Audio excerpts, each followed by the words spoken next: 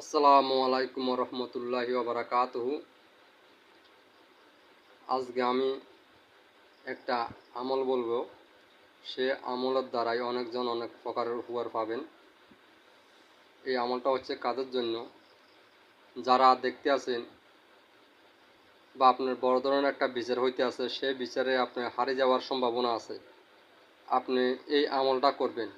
যেদিন আপনার বিচার হবে বা সালিশ হবে, সেদিন বিচারের মাধ্যমে আপনি যাওয়ার আগে 2 রাকাত নফল নামাজ পড়বেন। 2 রাকাত নফল নামাজ পড়ার পরে 2 রাকাত কী করবেন? আপনি সালাতুল হাজতুন নামাজ পড়বেন। যদি সালাতুল হাজতুন নামাজ পড়বার টাইম নাও পান, তাহলে 2 রাকাত কী করবেন? নফল নামাজ পড়ার পরে আমি যে আমলটা বলবো, যে এসিমটা বলবো, সেই এসিমটা আপনি কী করবেন? আপনি 11 বার দুরূদ শরীফ পড়বেন। 11 বার দুরূদ শরীফ পড়ার পরে কী করবেন? গনে গনে 100 বার পড়বেন এই এসিমটা। ঠিক আছে? 100 বার পড়ার পরে আপনি কী করবেন? পুনরায় আবার 11 বার দুরূদ শরীফ পড়বেন।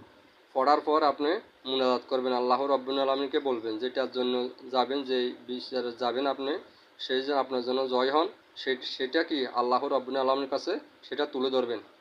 আপনি তখন মুনাজাত করে চলে যাবেন। ইনশাআল্লাহ এই এসিমের উসুলাই আপনি জয় হবেন বিচারের মাধ্যমে। ঠিক আছে? দেখা যাচ্ছে অনেকজন কোর্টের মাধ্যমে কি হয়, আপনার আজকে আপনার কেসের মাধ্যমে আপনার আজকে আপনার কি কেসের মাধ্যমে আপনার কোর্টের মাধ্যমে হাজিরে আছে। তখন আপনি যাবেন। আপনি যখন হাকিমের সামনে যাবেন, তখন কি করবেন? আপনি যাওয়ার সময়, বাড়ির থেকে যাওয়ার সময় 2 রাকাত নফল নামাজ পড়বেন। নফল নামাজ পড়ার পরে 11 বার দুরূদ শরীফ এই এসিমটা পড়বেন 100 বার। পুনরায় 11 বার দুরূদ শরীফ পড়ে আপনি কি করবেন? যেটার উদ্দেশ্যে বাহির হবেন ঘর থেকে, আপনি সেইটা উদ্দেশ্য কি করবেন? আল্লাহ রাব্বুল আলামিনের কাছে তুলে ধরবেন। এরপর মুনাজাত করবেন। মুনাজাত করার পরে আপনি কোর্টে যাবেন। ইনশাআল্লাহ আপনি কি সেখানে বিচারের মাধ্যমে আপনি কি রায় পাবেন।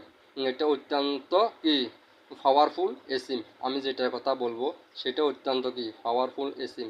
যা দেখা যাইতে আছে আপনার গ্রামগঞ্জের মাধ্যমে কেউ আপনার উপর জুলুম করতে আছে, অত্যাচার করতে আছে আপনার উপর।